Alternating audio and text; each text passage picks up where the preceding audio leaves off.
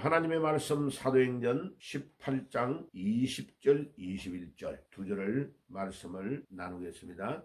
기존 한글 성경은 20절입니다. 여러 사람이 더 오래 있기를 청하되 허락하지 아니하고, 기존 한글 성경 21절 작별하여 이르되 만일 하나님의 뜻이면 너희에게로 돌아오리라 하고 배를 타고 에베소를 떠나.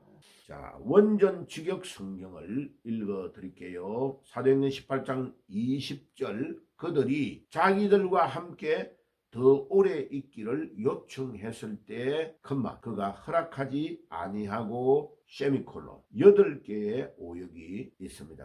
자, 21절 기존 한글 성경을 읽어 드릴게요. 그러나 그들을 작별하여 가로되 내가 반드시 무슨 수를 써더라도 예루살렘에 가서 이 축제일을 지키리라 세미콜론. 그러나 하나님의 뜻이면 내가 너희에게 다시 돌아오리라 하고 그가 에베소를 출항했다. 피리어드.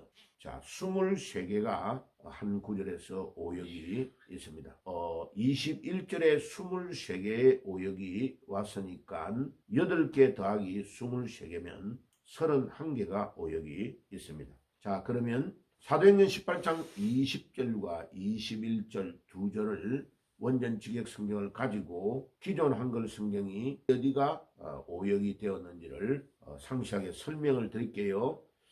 20절에 8개의 오역이 있는 것은 첫째, 그들이, 두 번째, 자기들과, 세 번째, 함께, 네 번째, 요청했을, 다섯 번째, 때, 여섯 번째, 일곱 번째, 그가, 여덟 번째, 세미콜론. 자, 이렇게 해서 총 8개가 20절에 오역이 있고 21절에는 23개의 오역이 있는데, 첫째는 그러나, 두 번째는 그들을, 세 번째는 가로되, 네 번째 다섯 번째 내가, 여섯 번째 반드시, 일곱 번째 무슨, 여덟 번째 수를, 아홉 번째 써더라도, 열 번째 예루살렘에, 11번째 가서, 12번째 열세 번째 축제일을, 14번째 지키리라, 15번째 세미콜론, 16번째 그러나, 17번째 뜻이면 다음에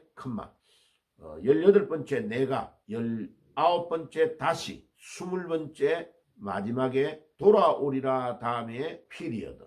그 다음에 그가 21번째 에베소를 출항했다. 출항했다가 22번째, 마지막에 마침표 23번째. 이렇게 총 23개가 오역이 왔는데, 두 구절을 합치면 앞에 20절에 8개, 21절에 23개의 오역이 왔으니까 8개 더하기 23개면 31개가 오역이 있습니다.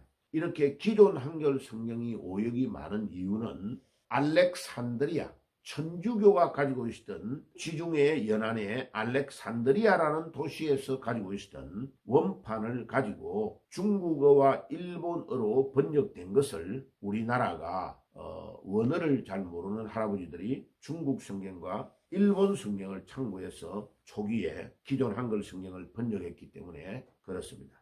그런데 이제 우리 개신교가 한국에 들어온 지 140년 정도 됐기 때문에 이제는 그런 잘못된 오역에서 이제 탈피하여서 사도 바울이 목회했던 시리아의 안디옥 교회가 가지고 있던 사본인 안디옥 사본에 근거해서 원어를 번역을 하니까, 특별히 21절 같은 데는 완전히 그 안에 다른 내용들을 이야기하는 부분이 안디옥 사본에 있는데, 알렉산드리아 사본은 아예 언급을 하지 않고 있습니다. 그래서 21절 같은 데는 오역이 굉장히 많은 것을 알 수 있습니다. 그래서 제가 이제 1983년부터 제가 43년간 지금 원어를 연구하고 설교하고 가르치면서 번역을 해왔던 것을 이제 새벽기도마다 발표를 해서 이 잘못된 성경의 오역들을 바로 잡아가면서 설교를 하고 있는 겁니다.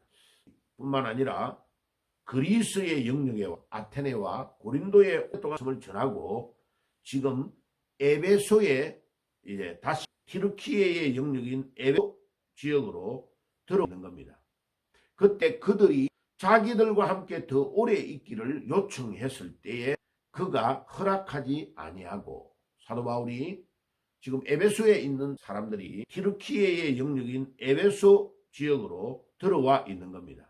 그때에 그들이 자기들과 함께 더 오래 있기를 요청했을 때에 그가 허락하지 아니하고, 사도 바울이 지금 에베소에 있는 사람들이 제발 좀 우리하고 같이 오래 있으면서 말씀을 나누어 줬으면 좋겠습니다 라고 요청하고 부탁한 겁니다. 그러니까 사도 바울이 얼마나 초대교회에 큰 영향력을 행하고 복음을 전했는가를 잘 알 수 있습니다. 지난 봄에 제가 튀르키예에 소아시아의 7교회에 있는 지역을 쭉 돌아봤는데, 그중에 이 에베소 지역이 엄청나게 발달된 그 당시의 도시였고, 그 다음에 그 에베소 교회가 산 약간 언덕에 있는데 교회의 넓이도 그렇고 교회가 차지하고 있는 비중이 얼마나 컸는가를 잘 알 수 있었습니다. 이 에베소 교회에 지금 대한 설교를 하고 이미 유튜브에 올려놨는데, 가보니까 언덕에 있으면서 그 에베소 지역을 다 볼 수 있는 아주 좋은 자리에 이 에베소 교회가 자리를 잡고 있었습니다. 그래서 이 소아시아의 7교회 중에서 에베소가 그 소아시아의 수도였습니다.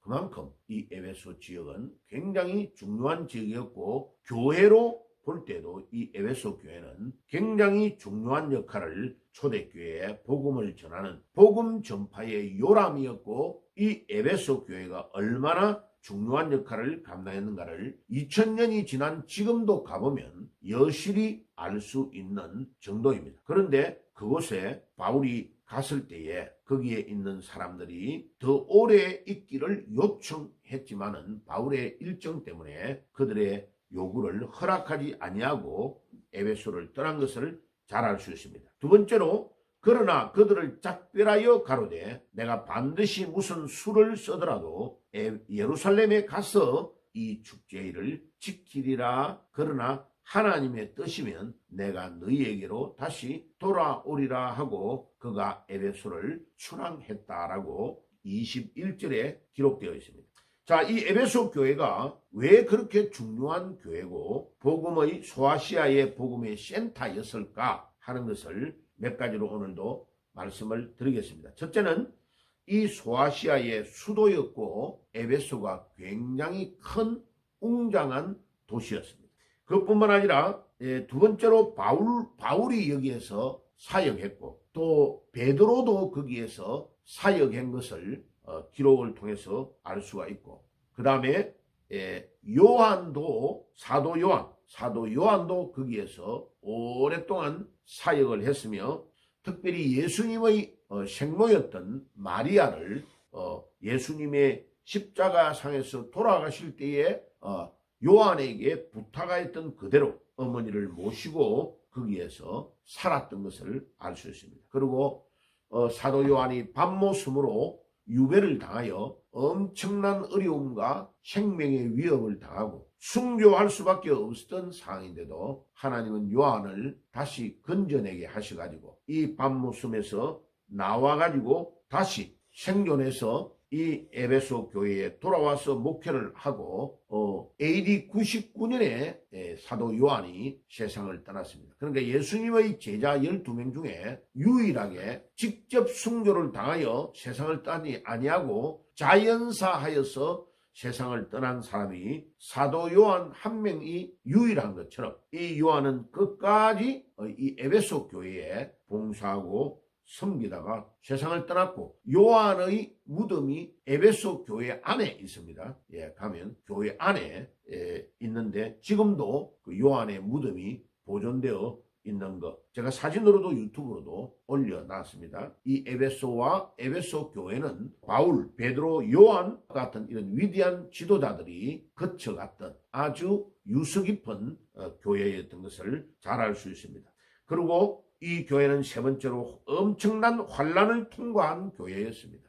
사도 요한이 이 밤모습으로 유배를 당하여 어려움을 당할 때에도 늘 이 요한과 교통하면서 사도 요한이 밤모섬에서 요한 계시록을 계시받아서 기록했을 정도로 이 요한과 또 요한의 환란, 또 그 당시에 이 로마의 황제가 기독교를 핍박하는 여러 가지 어려운 가운데서 천병으로 역할을 하면서 이 에베소 교회는 환란을 통과한 위대한 교회였습니다. 조금 전에 말씀을 드린 대로 네 번째로 요한의 무덤이 그 교회 안에 있을 정도로 이 에베소 교회는 환란을 통과한 교회의 상징과 같은 교회였습니다. 다섯 번째로 요한이 예수님의 어머니 마리아를 모시고 있었던 곳으로도 유명하며 지금도 수많은 관광객들이 에베소 시내 안이 구시가지에 들어가 보면요, 대리석으로 처음부터 끝까지가 몇 킬로가 될 정도로 밑에 밑바닥도 전부 다 대리석으로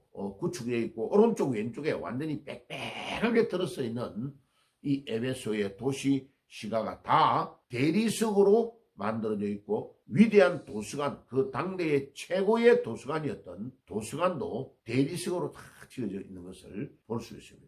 만약 지금 2000년이 지난 지금도 그 정도의 도시를 대리석으로 지으려면 어마어마한 돈이 들어갔을 겁니다. 그만큼 이 에베소 도시는 웅장하고 대단한 도시였습니다.